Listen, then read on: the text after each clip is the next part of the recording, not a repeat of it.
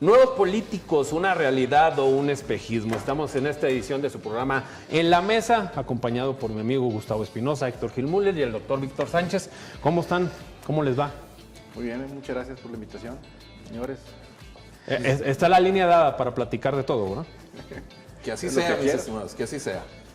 Se está dando un fenómeno, no, es que no sé si sea un fenómeno, o sea que nosotros nos estamos haciendo viejos. Con la aparición de Samuel García en Nuevo León, de Bukele en El Salvador, de Boric en Chile. Tenemos el caso de la primera ministra de Finlandia que llegó al poder a los 34 años. ¿Es una realidad que están llegando más jóvenes a la política y nuevos políticos, o son los mismos políticos de siempre disfrazados de jóvenes? Pues es que hay que ver la tendencia mundial. O sea, la tendencia mundial es cada vez las personas creen menos en los partidos, cada vez hay más partidos emergentes o movimientos ligados a una persona, cada vez hay más jóvenes en puestos de decisión, cada vez hay más mujeres en puestos de decisión. Sin embargo, aquí hay que ser muy cuidadoso y no irse con la primera impresión, porque realmente es que no hay algo realmente nuevo, salvo la forma de comunicar política. O sea, la forma de venderlo sí es nuevo, pero la verdad es que hay mucho de vieja política en la forma en la que actúan los autollamados nuevos políticos, porque hoy es muy rentable vender que uno no viene del establishment político. Pero yo pienso que eso siempre se ha dado, o sea, eso no es nuevo, siempre se ha hablado de la vieja política, de la nueva política, y como comenta Víctor, es muy rentable en términos de comunicación el decir que vienes de la nueva política y que vienes con nuevas ideas. Sin embargo, este debate se daba en los 70, se daba en los 80, se ha venido dando. Pero sí me parece muy importante lo que comenta Víctor, porque no basta, la nueva política no basta o no debería de bastar con el cambio de la forma de comunicar. Actualmente vemos el uso de las redes sociales, que es una herramienta muy buena para comunicar, pero es eso, Memo, nada más, es una herramienta.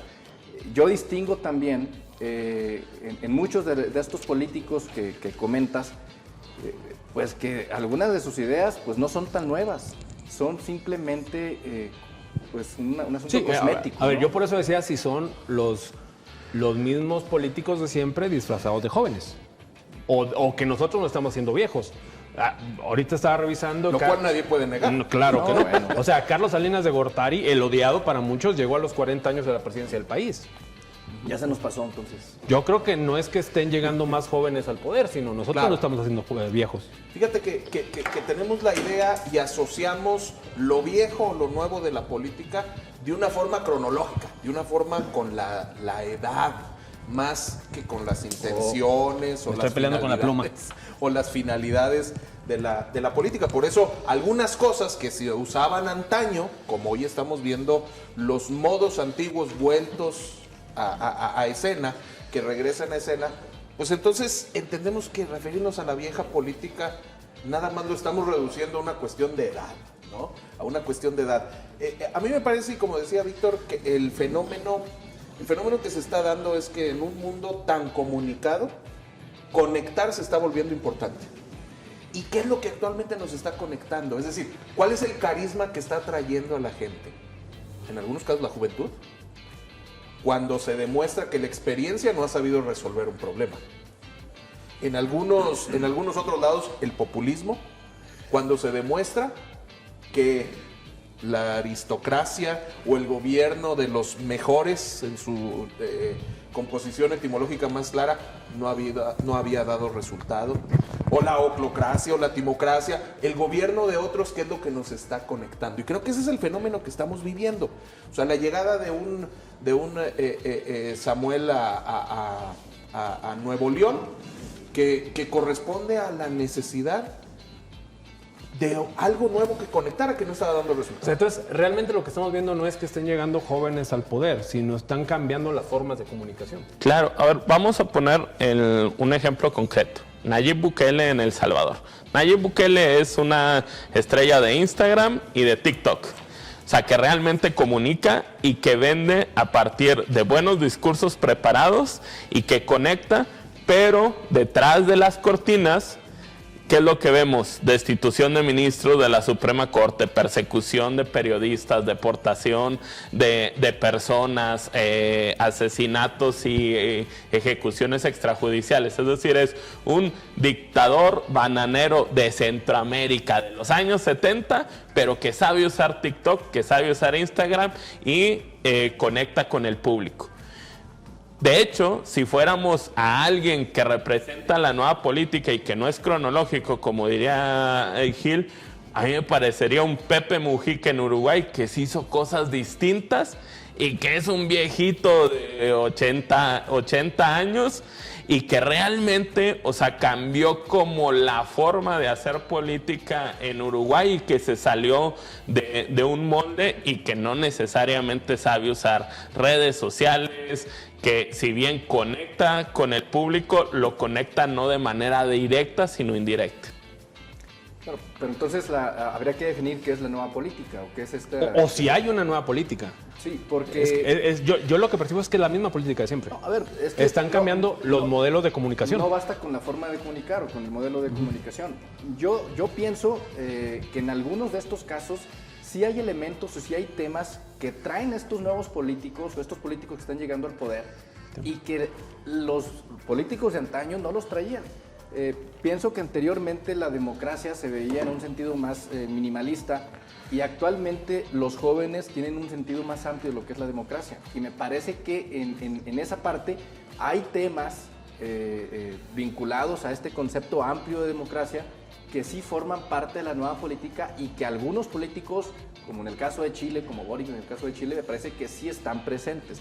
Y eso, bueno, al menos a mí lo que me gustaría ver en este país.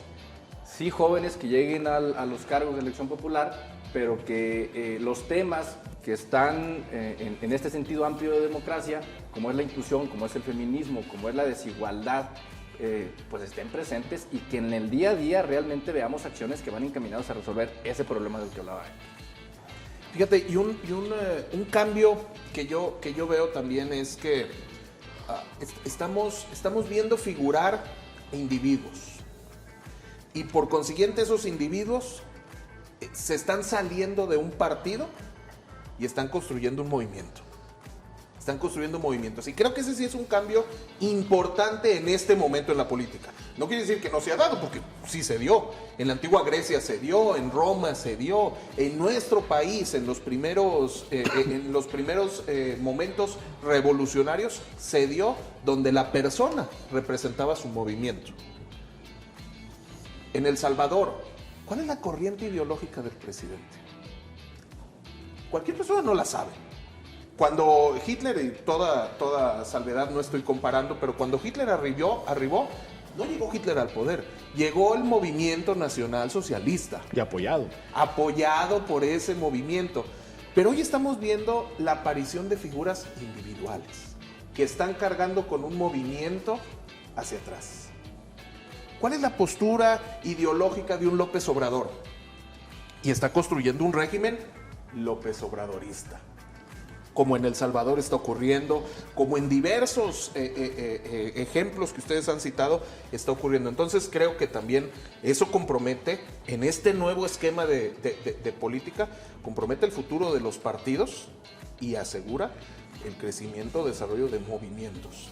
Ok, los partidos políticos están perdiendo peso. Pues pero credibilidad, efectivamente. Pero no hay otra manera de llegar al poder, porque sabemos que llegar independientemente como candidato independiente es muy complicado, que a través de los partidos políticos. ¿Los partidos políticos están adoptando esos liderazgos? ¿Están comprando esos liderazgos? Tenemos el caso de Samuel García. Samuel García amenazó con salirse de Movimiento cuando no le daban la candidatura. Si no se le daban a Samuel García, no llegaba Movimiento Ciudadano al poder. Es que México es un caso como atípico, porque en México hay muchos requisitos para establecer partidos. Pero si vemos lo que está pasando en Brasil o en Italia desde hace muchos años o en muchos países de Sudamérica, o sea, incluido el mismo Chile, ahí es más fácil crear un partido. Entonces sí, una persona arrastra un movimiento, pero eso tiene una serie de peligros. O sea, una serie de peligros que incluso el mismo Samuel lo está viendo. O sea, es decir, llega a la gobernatura sí, pero llega en desventaja en la Cámara. Así como Bolsonaro está batallando en Brasil, así como cada 6, 7 meses hay nuevas elecciones presidenciales en Italia, porque no se ponen de acuerdo, o sea, en una construcción de mayoría. O sea, sí estamos observando el ascenso de figuras, pero también un esquema político que no está preparado para gestionar esas figuras que sí, ojo, pierden fuerza. En realidad todo el movimiento se cae, a diferencia de los partidos de antaño que bueno, perdías la siguiente elección, luego te rearmabas y luego volvías al poder. Acá no, o sea, acá sí cae, o sea, cae como un meteorito que se extingue. El gran problema es que luego la solución para salir de ese bache es un nuevo Mesías que sustituya al Mesías anterior, y entonces lo que jugamos es con las expectativas de las personas, que ahora sí se van a poder cambiar las cosas, cuando quizá lo correcto sería construir instituciones y contrapesos, más que pensar en que una sola persona pueda hacer la diferencia. Y es que en la construcción de un partido político pesa más la racionalidad que la emocionalidad. Y en la creación de un movimiento pesa más la emocionalidad que la racionalidad. Y lo estamos viviendo con Morena. Morena es un movimiento que surgió, que está luchando por convertirse en un partido. Legalmente lo está construido como un partido. Pero vive como tal. ¿A qué se está enfrentando? ¿A qué retos de liderazgo se está enfrentando? Es la migración de un movimiento a un partido.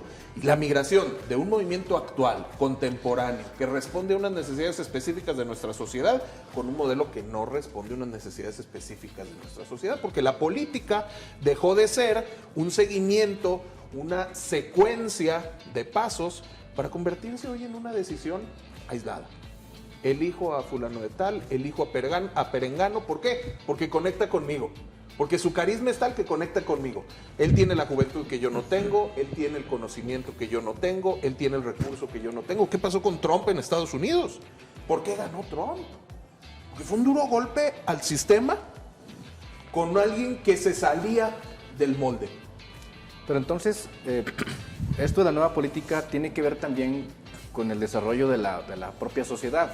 O sea, es decir, si tenemos una sociedad que está pensando en esto que les comentaba, de un sentido minimalista de la democracia, y con jóvenes que yo observo que piensan en democracia como una ampliación y ejercicio de los derechos, creo que también la nueva política tendría que ajustarse a esa realidad. Y esa sería la nueva política. No sé qué piensan ustedes, pero vamos, eso tendría que ser como nueva política.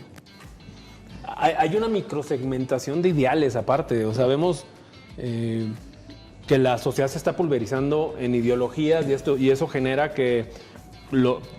¿Qué tiene que ver esto con la política? Que llegues al poder con 30% del padrón electoral, claro, o la votación. Totalmente. Y no tengas el apoyo real de la sociedad. Sí, y el fenómeno es natural. Lo estudió mucho Moisés Naim, aquel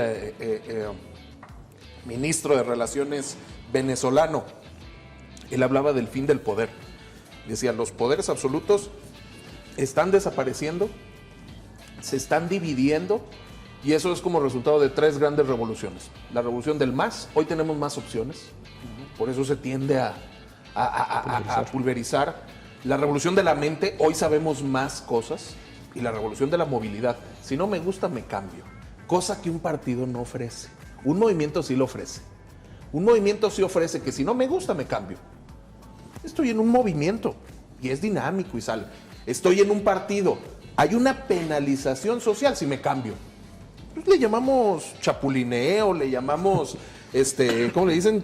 Chaqueteo, ¿no? Que te sales de un partido y te vas a otro. Hay una crisis. Yo no estoy muy seguro de que sea castigado, que exista un castigo por andar saltando, ¿verdad? Porque... Es que ya se hizo común. Antes sí era muy criticado, ya no lo ve mal la gente. Bueno, tan mal como antes. A ver, Si es que te yo vas a un coincido. movimiento. No. O sea, yo coincido, o sea, porque cada vez la regla es el transfugismo.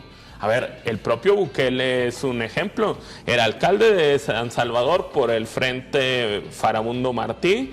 y crea su propio movimiento y llega, o sea, y gana elecciones. Macron es otro ejemplo perfecto en Francia, o sea, de cómo sale de un partido tradicional como el Partido Socialista, creas tu propio movimiento, haces una marca, y lo que estamos viendo en las elecciones en México es, ante la competencia en partidos no te gusta, y entonces alguien que veías en un partido de derecha, ahora está en un partido de izquierda. Y viceversa. Y entonces hay como una especie de juego de las sillas en donde ya se ha perdido la identidad. Y eso es muy peligroso, aunque no lo queramos ver, para nosotros los ciudadanos.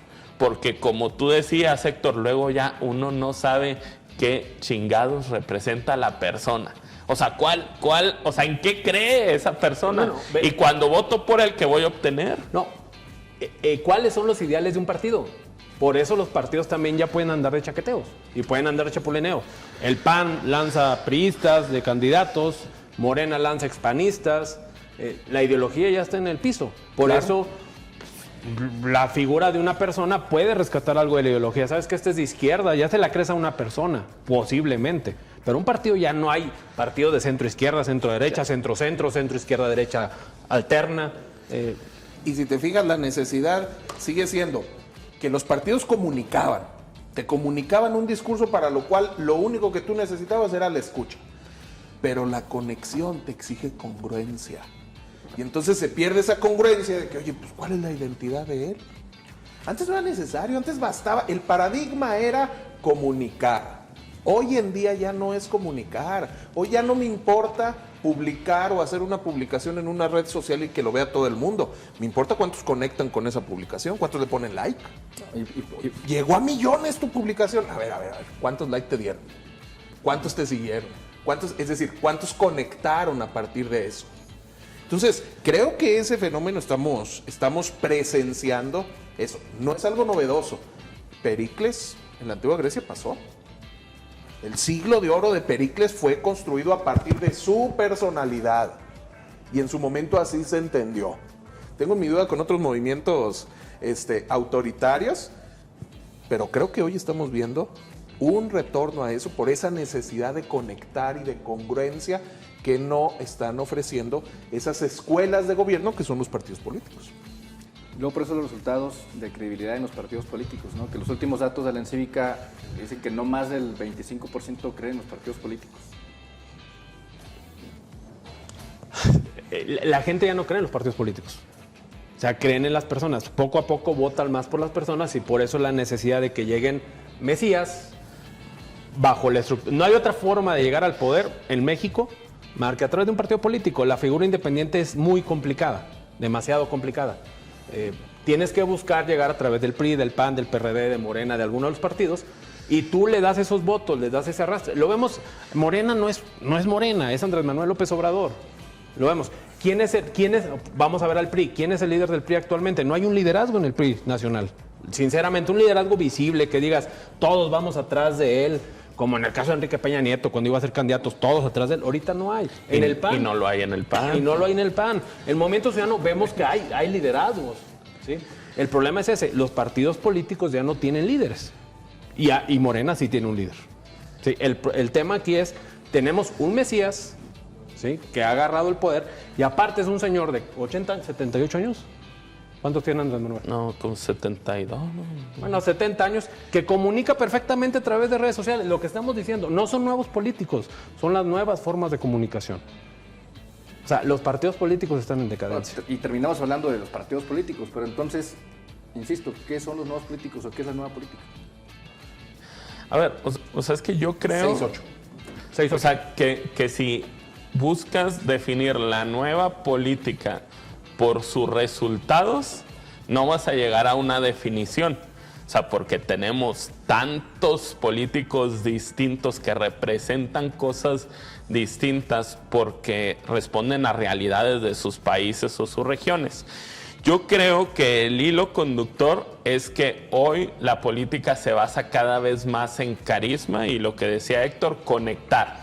O sea, quienes han sabido conectar mejor tienen como esa visión o ese halo protector. Hace muchos años, y digo, disculpen que no recuerde el autor, leía una columna política estadounidense donde decía, ¿por qué sí llevaron o por qué sí se logró la destitución de Nixon y no la destitución de Clinton? Porque Clinton era un líder carismático, al líder carismático le perdonas más. Y entonces ves un tipo a lo mejor como Samuel que comete error tras error, pero a la vez conecta. Y entonces un tipo carismático como Samuel o que conecta como Andrés Manuel López Obrador, le sueles perdonar más que si fuera a un líder, sí, muy profesional, pero un poquito más hosco. Claro. El anterior paradigma era resultados o relaciones. O dabas resultados o tenías relaciones. Y de hecho en los trabajos siempre se decía, aquí no vienes a ser amigos, aquí vienes a dar resultados. Hoy el nuevo paradigma es resultados y relaciones.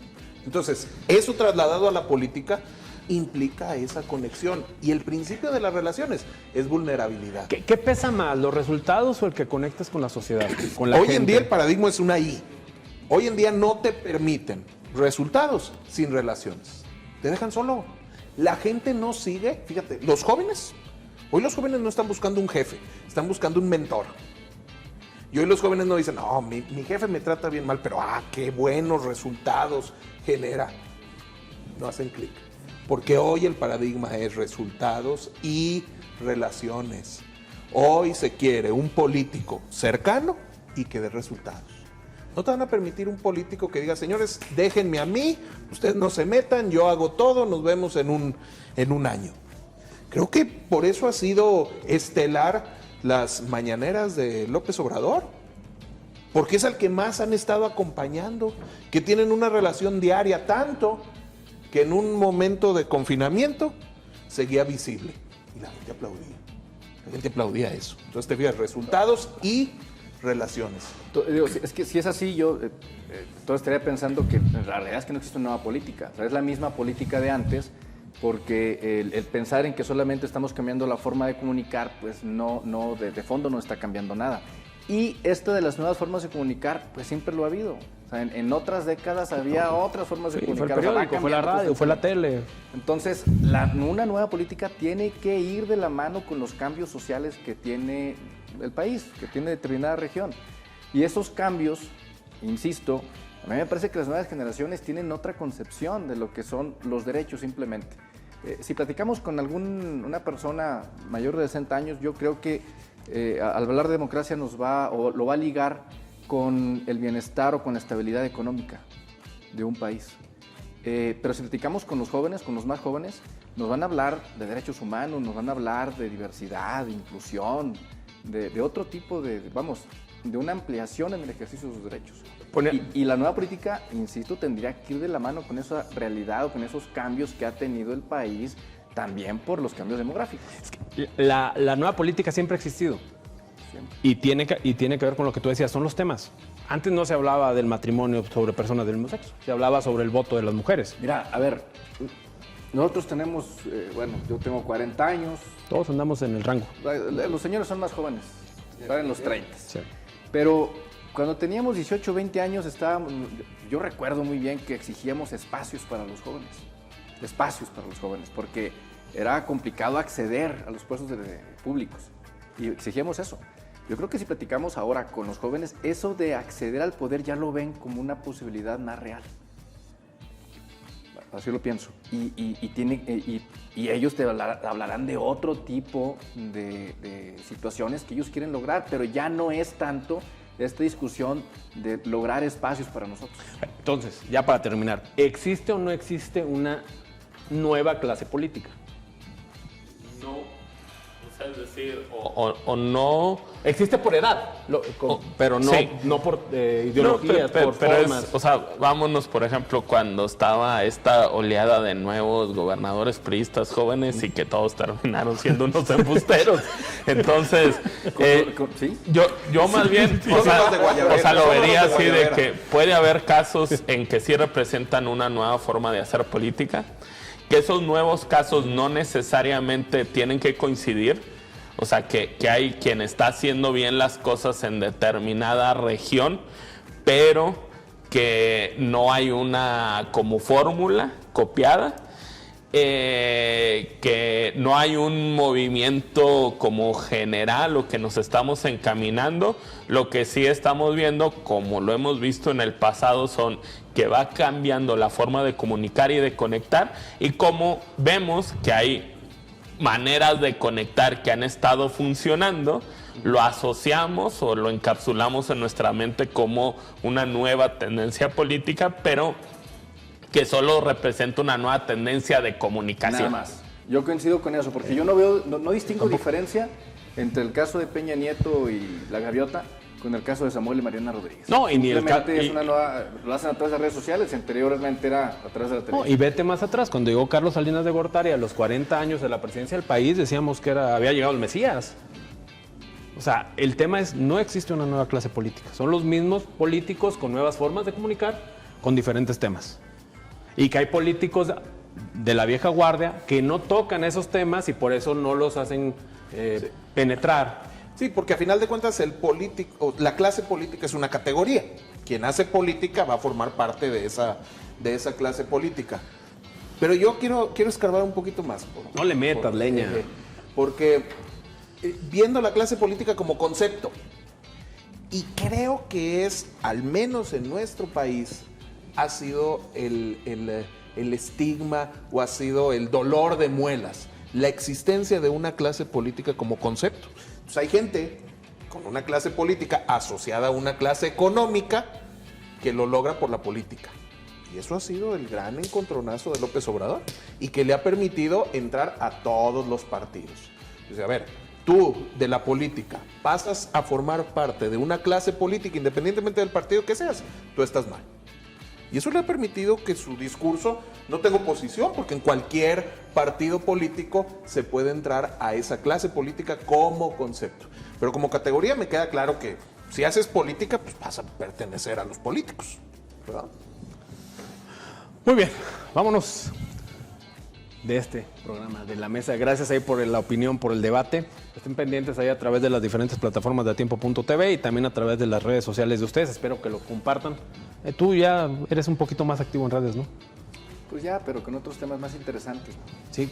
¿De qué está hablando la última la voz vez? propia. De las tortas, ¿no? Del caldo de res contra el caldo caldo de pollo. o caldo de res. Esta vieja discusión milenaria de Sí, las familias mexicanas. Temas de profundidad. Claro, eso es muy interesante. Sigan ahí a Gustavo Espinosa. Y otra pregunta también que generó mucho debate es ¿por qué las hamburguesas del Guaraburger? Ándale, esa fue la que yo opiné. Yo me fui que era la nostalgia. Nada más, ¿no? Te dejo otra. ¿Por qué cuando decimos fu sale aire frío y cuando decimos a sale aire caliente? ¿Cómo tenemos esa capacidad? Sigan aquí a los maestros doctores en sus diferentes redes sociales. Síganos a través de atiempo.tv también. Este es su programa En la Mesa, primera edición. Y nos vemos aquí todas las semanas a través de atiempo.tv. Muchas gracias, Gustavo. Gracias, Memo. Gracias. Maestro Héctor Gil. Muchas gracias, mis estimados. Gracias a todos. Cuídense mucho. Nos Placer. vemos la próxima semana.